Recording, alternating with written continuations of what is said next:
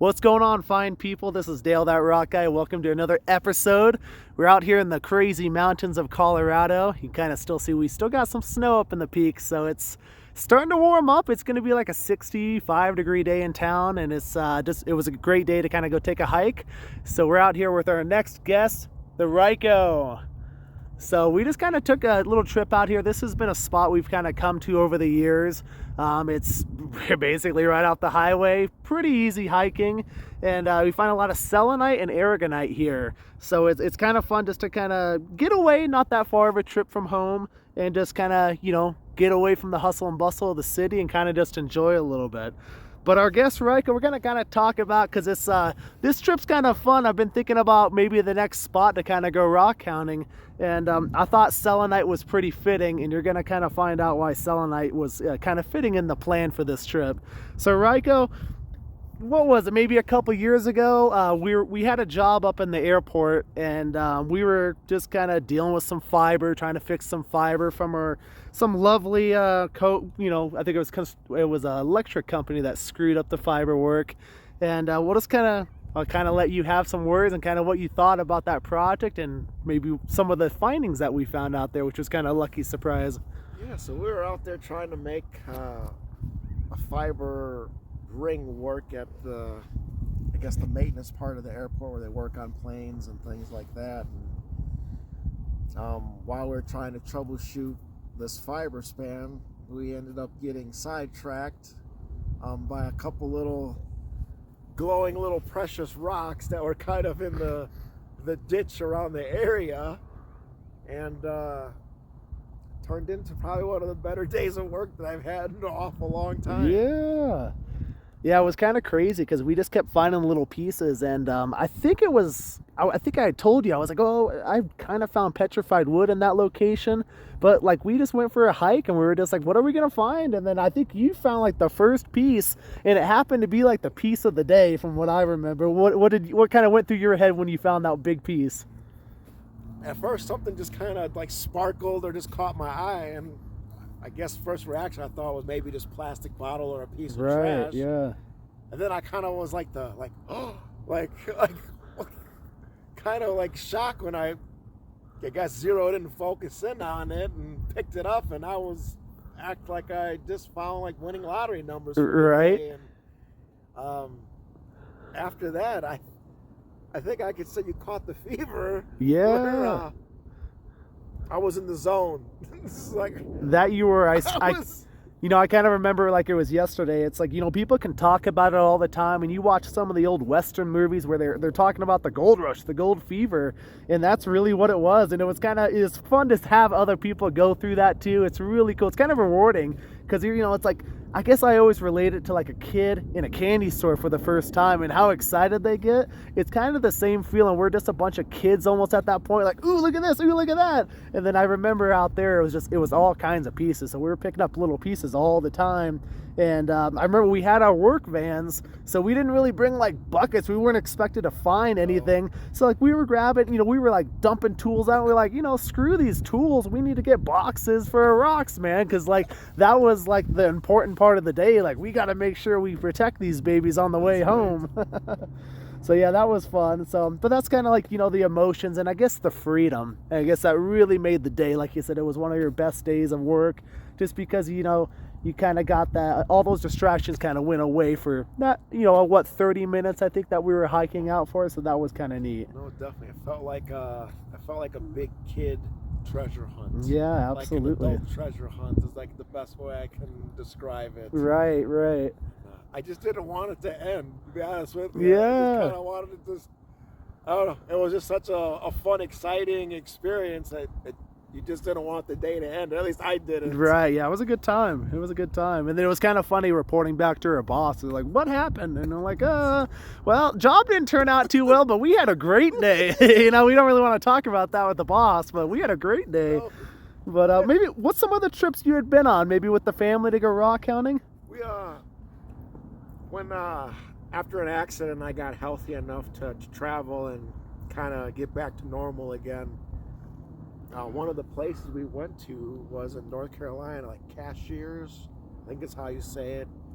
And Marcus was one of the reasons why we went there. It was an old sapphire mine, and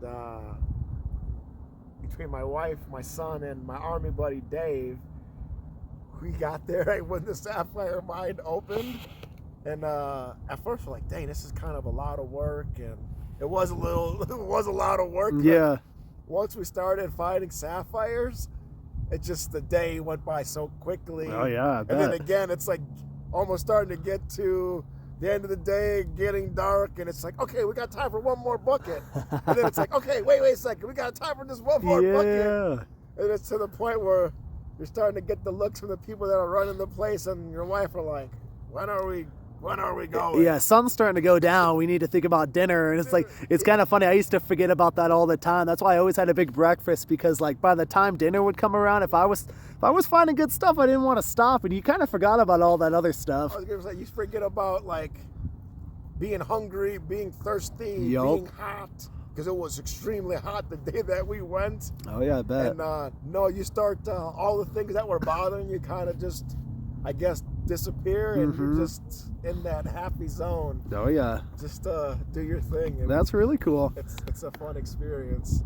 If you haven't caught the fever, it's fun. Oh yeah. So I guess that brings us to kind of our next subject. Your son. Your son is a big rock hound. He's got a couple rocks, I think, at the house, if I'm not wrong. And it's kind of funny because I'm trying to remember the first conversation. So as you know, that rock guy, we do sales during the spring and summertime.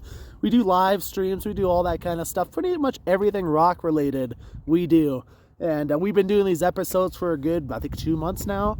And it's been kind of fun to open up, kind of tell you exactly how we do, some of the interesting, more unique things that we do. We go rock hounding. And I know, when I got with my this current job my last job that I was at for a few years, Ryko was my boss at the last company, and we kind of talked about how your son was big into rocks. And I think I had asked him, I was like, well, you can come help me at my sales. And did he ever have anything he ever had to say about that? Because I know that was brought up pretty early on. I think he was kind of just maybe a little unsure. Yeah. Or like, send me to a strange guy's house rock sale. Right.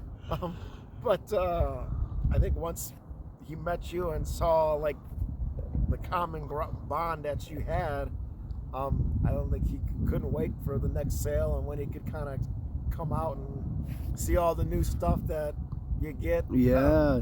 Consistently. Yeah, we kind of just did that video of how we kind of set up our shows. We did our announcement video last week, and that was kind of showing us about when that new rock sale, the first one of the year, is going to happen. Just how we change it up, how I really want to make it more of an experience. How I want people to go there and be like, wow, it's always different. Oh, you give stuff away. Like, it's fun. It's like to educate, and it's also just so people can take rocks away from me, because I'm getting so many now too, and you got to kind of get rid of some. But talking about that, like, so Marcus is Ryko's son's name. And Marcus is so funny because we took him out rock hounding, and actually to this location that we're at right here. So we'll just kind of pan this out for a little bit as I kind of give you a quick little story about that. So we woke up nice and early, brought him out here, and just rock hounded for a little bit, really early on. And I think we got up here by 7, so it's still a pretty nippy kind of hiking up through here. But it's, like I said, a pretty easy hike, pretty easy kind of to find stuff, and it gets to be pretty abundant, especially on certain hills over here. You can really find some cool material, and we have like big backpacks, like the big leader backpacks, and I remember giving him one of those, and just the look on his face was just like, he was very unsure. He was kind of like, okay, like I'm down for the adventure. And that guy really had kind of like that gold fever, like we were just talking about. He was picking up pieces left and right, and he got to a point his backpack was full maybe in about 30 minutes. And he tried standing up with his bag on, literally fell back down. I started laughing. I was like, yeah, buddy, I think you need to be a little bit more selective so we can make your ass back to the truck. So that's always kind of fun. Quality, not quantity. Yup, exactly. But it's fun to be able to do that experience with others and kind of share that. It's really fun. But do you guys maybe have any other trips in the future you like to go to? Anywhere. I guess it's about, to me it's more about the adventure than the treasure, but right. But then again, there's always that I guess that opportunity to come across something pretty unique and Right. valuable, maybe not monetary, but just valuable to you, is something unique that you have found for yourself. Oh yeah. Yeah, I remember going rock hounding over the years with family. Uncle was like that top, contact to go on an adventure. He was always down, and it's, you kind of remember those memories more than I think anything else. Like the trip, the journey, the dumb shit people do. It's all fun. It's all adventurous, and it's funny. You can look back as an old man and be like, man, we lived our life pretty well, going on these adventures, getting away, and talking like this, like having a little interview like this is kind of fun, just to learn about each other in a different way. No, exactly. I mean, even on our hike up here, we ended up catching a pretty crazy mountain goat Yeah, on some we little did. outskirt that, we'll be able to talk about and remember this trip by that experience, seeing the mountain goat kind of check us out like, dang, these guys are just as crazy as me going out on these little skinny Right. cliffs out here. Yeah, he was on the edge, literally, like He was. right over this cliff. I mean, it goes pretty straight down. It's quite the incline. And I looked at it for a second. I was like, what the heck is that? And I'm like, sure shit, it's two mountain goats just hanging out on the cliff. He did not have very much wiggle room as far as material that his Yeah. hoofs were on. Because people know me, I kind of hike. I'm always like off the grid kind of hiking. I don't really go on like paths. I kind of make my own paths. So I've been called a billy goat from time to time. And he was a little, past my maybe experience as far as that incline he was on. Call it that comfort zone that he was comfortable out there. I wasn't comfortable Yup. out where he was. Yep, exactly. So yeah, it's definitely fun. But we found some good pieces here today. Saw some So great pieces out here. yeah, it's cool, especially Colorado stuff. I kind of pride myself in finding stuff myself. It's fun, to get all the crazy stuff from around the world, but for you to actually pick up stuff yourself, it's kind of fun to share that, and like I said, educate people on it too before. So, but we're gonna try to close this out. We've been trying to warm up our last part of the video. We're gonna see if it works.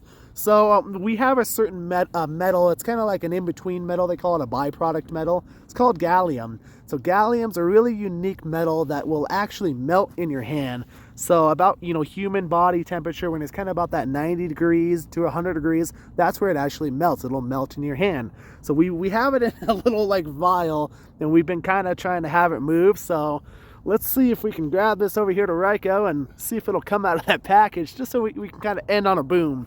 We kind of see what happens. Let's see if it warmed up at all. It's moving a little bit, but it's fun. We do all kinds of classes and stuff too. So like we've done bismuth class, and bismuth kind of reminds me of gallium a little bit, because bismuth will melt at like 500 degrees. So that's a lot of fun to play with. And excuse me, you've seen we've done classes to make it, and you can make some really, really cool crystals over just melting at about 500 degrees. Can make some really unique crystals. And I can imagine gallium would be kind of neat if you can melt it and actually get it out of the vial. Then it can you could probably make some neat little crystals out of it. But we'll have to maybe show you some other time, because we're still playing with it. I know it melts if you can get it in your hand, but that's the process. I guess if you have it in another container, how long is it going to take to get that out? So we might have to show you guys another time. But thank you so much, Ryko, for tuning in, Thank you. being part of our video. Thank you for having me. Of course, absolutely. And thank you so much for tuning in. Have a good one, everybody.